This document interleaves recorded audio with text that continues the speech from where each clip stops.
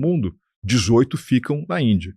E quando você olha para os Estados Unidos, né, quer dizer, nós temos um presidente em Washington que vai utilizar a expressão drill, baby, drill, ou seja, eu estou menos preocupado com as questões ambientais e estou mais preocupado em aumentar o estoque de energia barata à disposição do consumidor e das empresas nos Estados Unidos, de modo, entre outras coisas, a promover uma reindustrialização do perfil econômico nos Estados Unidos. Então, tudo isso está me apontando que não apenas é uma metamorfose do ESG, mas é como se essas 3 letras representassem um outro conjunto de prioridades.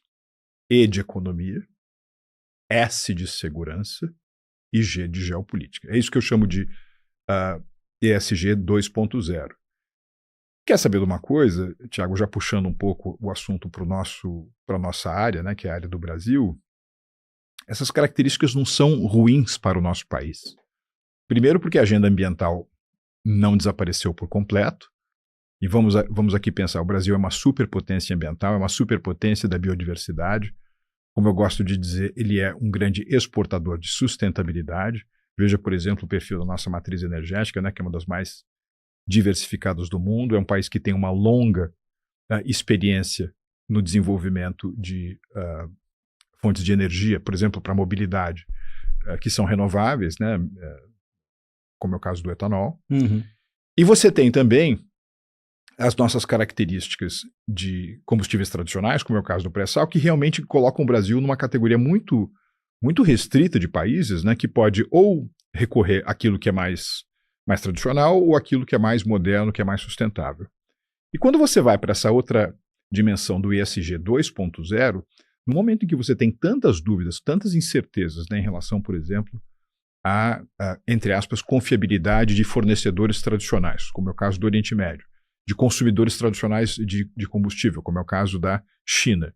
Quando você vê cada vez mais as pessoas e os países weaponizando, que é uma outra palavra que está muito em moda, né? Weaponizar, ou seja, transformar em arma algum recurso natural que você tem, ou mesmo meios de pagamento, ou a sua moeda, me parece que o Brasil sai numa posição muito vantajosa nesse assunto do ESG 2.0, né? Porque o Brasil, mais uma vez, é um ator fundamental no campo da produção de alimentos, é um ator cada vez mais importante na diversidade energética, e por ser a principal economia de uma região que está razoavelmente distante, livre, né, das grandes tensões geopolíticas do mundo, o Brasil acaba tendo uma janela aberta que há muito tempo eu não via, para ele falar com toda sinceridade. Então essa é a tendência número 1. Mas essa, só, produtor de alimento ok, transição energética ok, agora, o que essa distância do Brasil para esses conflitos, como é que ele sai beneficiado? Ele consegue negociar com todo mundo, é isso? Eu acho que tem um pouco essa ideia de que se você tem nós poderíamos chamar isso de neutralidade estratégica, ou nós poderíamos chamar isso de uma boa combinação entre interesses e valores, né? Por exemplo, quando a gente olha para a China tem muitas coisas com as quais nós não compactuamos, né? Quer dizer, entre outras coisas, o Brasil sequer uma democracia representativa, né? Um sistema multipartidário. A China não é assim. Agora, a China representa o quê, Tiago? 33% das nossas exportações como destino, né?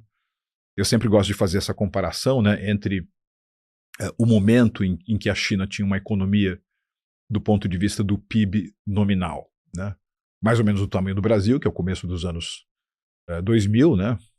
A nossa corrente de comércio Brasil-China era de $1 bilhão por ano.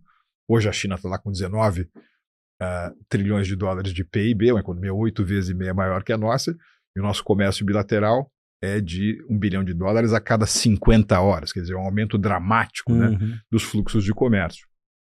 Então nós temos interesses com a China, apesar de não termos, em alguns casos, os mesmos valores que os chineses. Agora, em relação a outros parceiros, como é o caso dos Estados Unidos ou como é o caso da Europa, essas regiões ainda são grandes irradiadores de investimento estrangeiro direto.